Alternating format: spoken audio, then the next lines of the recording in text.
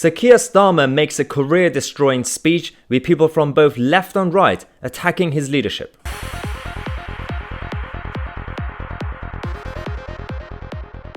Hello everyone and welcome to the first program of the day. Earlier this morning, Sir Keir Starmer made a one of the most boring yet dangerous speeches that a political leader had made in recent times.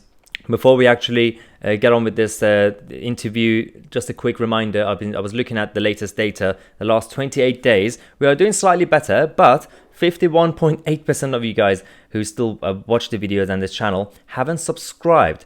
Just to clarify, subscribing to the channel is free and it will help, obviously, the channel to grow and the videos that we produce to kind of spread around YouTube faster, but it also helps you guys stay up to date with everything that we release every day. So make sure to click on the subscribe button, but also click on the notification bell next to it and click on all not personalized. As I said, it's free to do so. It's not like the Telegraph or the Times.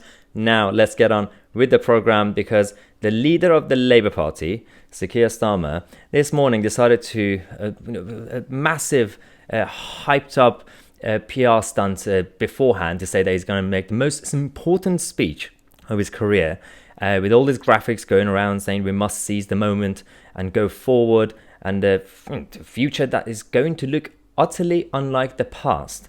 Now, I have some clips, the highlights of this speech, which I'm going to show you in a second. But this is actually quite interesting because it's a combination of Jeremy Corbyn's interventionism and Ed Miliband's boring rhetoric. Let's get on with the speech and see what he actually had to say. Because the foundations of our society have been weakened over a decade, even before the pandemic.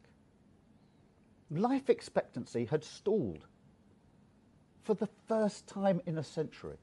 Right. So firstly, the slogan behind him is basically like build back better, but it's also like an oxymoron. Secure and protect, but then rebuild. Not really sure how that works. Firstly, he's lying about life expectancy in the UK. We have the latest data, the recent data from the World Bank. As you can see, even until 2018, life expectancy in the UK has been going up and is still going up. It was at the last time that they checked was 81.26. And even when you compare it to the United States and Australia, obviously higher than the United States, for example. And when you compare it to the other developed countries like France, Canada, Germany, and Japan, we're doing the same thing. So I'm not really sure why Sir Keir Starmer is lying about life expectancy, but it is not the only lie. He continues.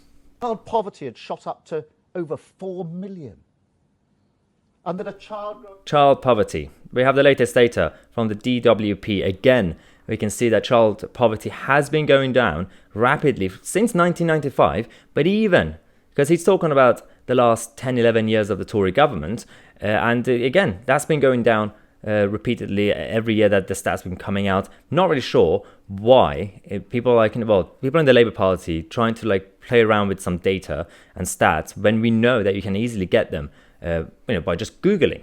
But yeah, he continues by talking about this weird rhetoric by attacking the government, which is that's what the Labour Party should be doing. But then his policies and solutions are absolutely idiotic.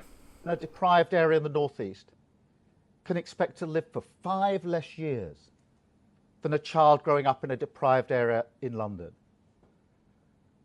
What sort of legacy is that for a party that's been in government for a decade? That life itself got cheaper and shorter. All we can expect. Okay, so this is the sort of rhetoric that Ed Miliband was using, Jeremy Corbyn was using. It's easy to make an irrational, emotional argument. Yes, there are a lot of people who are experiencing hardship, especially over the last year, because of everything that's been going on since 2020, beginning of 2020. And yes, partly also because of government policies. But these are the same policies that the Labour Party and Sir Keir Starmer supported. So I'm not really sure what he's talking about, because before that, the economy was growing, unemployment was going down, life expectancy going up, child poverty going down. I'm not really sure why he's making me defend the Tory government, but because he's just talking nonsense. Government is more of the same. A roadmap to yesterday. Another decade of insecurity and inequality. This is not going to Okay, so he's talking about how this government has been absolutely terrible. So terrible, I'm going to show you the stats after this, when we finish actually reacting to the interview, that the British public are still supporting it. Yes, partly because the opposition is so weak, and secondly, it's because they're still pretty much supportive of Boris Johnson's policies. Rightly or wrongly, that's what the British public currently want. think creatively, to build on the spirit of solidarity we've seen in the last year, and to forge a new contract with the British people. The British people invest in rebuilding an economy that's more secure, and the government provides financial security for millions of people. There we go. Now it's going to start. This is where he's going to create his roadmap of how the government is going to be your parent. The government is going to be helping you. Yes, that's going to definitely help because that's worked in the past. This is where the rhetoric and the policies are going to come out. Firstly, as a whole, the whole speech, extremely boring. He was not really clear in terms of any proper bullet points, apart from a couple of random policies that he wants to just, print more money. And he wants to try not to raise taxes, but just borrow money. Apart from that, it makes absolutely no sense. All he said was that he wants to use government, big government, to interfere in business and your ordinary everyday life. All rightly expect the government to look after their money, to invest it wisely, and not to spend money we can't afford. He thinks that the British public want the government to look after their money. No, the British public want the government to just don't interfere with their money and finances. He thinks that, the government should take your money and then the British public will actually pick which side is better with spending it. Really? Is that what we can see in the opinion polls? We've seen in recent elections. This is not what the British public want. This is possible if you don't believe in the power of good government and the need to create a new partnership between an active government, enterprising business, and the British people. I believe in the power of active, enterprising government working alongside British business. Not because I believe business is something to be tolerated or taxed, but because I know governments can't do this on their own. There we go. So he's saying that he wants a new partnership with business. And he says that he doesn't want to interfere that much in the markets. We know what that means.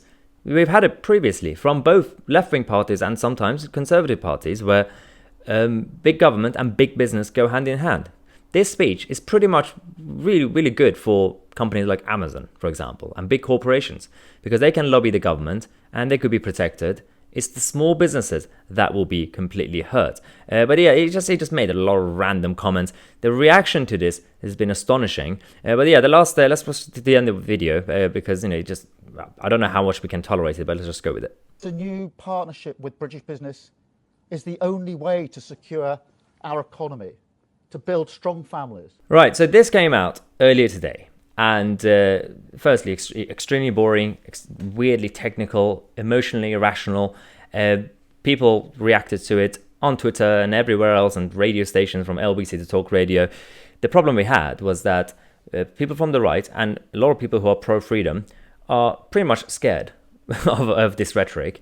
People on the left are also attacking it. And this is exactly why. We have the latest opinion poll that's just come out, the Savanta poll, that is not really looking good for Starmer's leadership. Firstly, in terms of net favorability, Sir Keir Starmer is now minus 4%, lower than Matt Hancock. Matt Hancock is actually trusted more than Sir Keir Starmer. In terms of the question who would make the best Prime Minister, Boris Johnson has gone up. He's currently on 43%. Sir Keir Starmer is now third in a two-horse race. I mean, how's that possible? He's currently on 27%. Don't know is 30%. That's not the only one because we have the actual opinion poll in terms of the parties. Again, the Tories are on 42%, Labour is 37%. But the reaction we've had from the other side, we have the Independent, for example, people there talking about how we need to see the details. But Keir Starmer's British recovery bond idea, on the face of it, raises the same question as Rishi Sunak's Green Guilt. Yes, How is it different from a regular government bond? It's the same sort of policies. Again, we had people from the various papers, The Guardian, all the other lefties, for example, Jessica Elgott, saying that Sir Keir Starmer's idea is similar to that of Margaret Thatcher's favourite think tank, the CPS. The whole recovery bond that at the time they called it the Northern Recovery Bond. This is not the only one. We had one of the shadow cabinet ministers, defending Sir Keir Starmer's speech, saying it was the best speech ever. The whole line, the Tories didn't build an economy that could easily absorb the shock of a once-in-a-century global pandemic. Dan Hodges, another centre-left commentator, said, "This is the problem. This line of attack is not credible." He's not the only one. Even Aaron Bastani from Novara Media, he's literally a communist. He actually said that Starmer, his speech was more of the same. Yes, it's the whole, but they need show, don't tell, but he's not actually offering it. It's saying that if you're going to compare yourself to the 1940 and the Beveridge report, you can't just bring the diagnosis, but also you have to actually bring the solutions. We can't go back to business as usual as a line, doesn't really mean very much. For once, I agree with Aaron Bastani. Even John Brenthal actually said, Starmer occasionally leaning casually on the lectern, but also looking anxious. Its performance was absolutely all over the place. People from the right and centre-right think tanks are rightly afraid of this interventionism. People on the left just don't believe it, because it's the same rhetoric that Ed Miliband was using, and he tried to make it emotional. That doesn't really matter. This is why he's going down in the ratings, and again, his leadership's completely undermined. But I am kind of interested to see later tonight on the mainstream media, Newsnight and other programs, to see what they're going to say about this. But this is what we have on this channel. We're going to try to tell you the truth and be objective. Now, in today's News in Your World, we have an amazing story from one of our subscribers, Zandra, who sent us an email telling us about how she's in the older age group, and she hasn't actually left the house since March 2020 because of the lockdown. She said that she's been struggling with keeping everything kind of keeping up her spirits, being on her own. She tried to do various hobbies, musical instruments, and she finally found something, knitting. And she wasn't good at it at first, but she actually has been very good at making these tiny dolls and animals.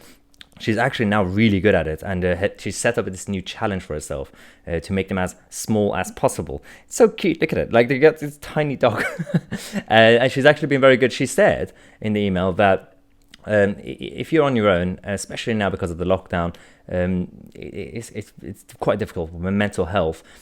Coming up with some sort of hobby, even if you try it for a while, you get bored, you're not good at it, you keep trying. That's what she said. She said she kept trying new things, and eventually you find something, and it will take your time and distract you from all the doom and gloom. And this is actually my favorite, that tiny teddy bear. So Zandra has been very good at this. I would love to have one of these, Zandra. If you could send it to me, that would be great. So thanks for sharing us your positive stories. Zandra is doing really well now. Hopefully the light at the end of the tunnel is coming closer, and we're going to get out of this chaos. If you guys also want to have a chance to be featured in News in Your World, share us your positive stories, anything happy in your life going on, and send us any photos or videos related like Zandra did. Send them to lacey@myatc.co.uk and you'll get a chance to be featured. Thanks again for watching. I'm MyATC, and I'll see you guys in the next video.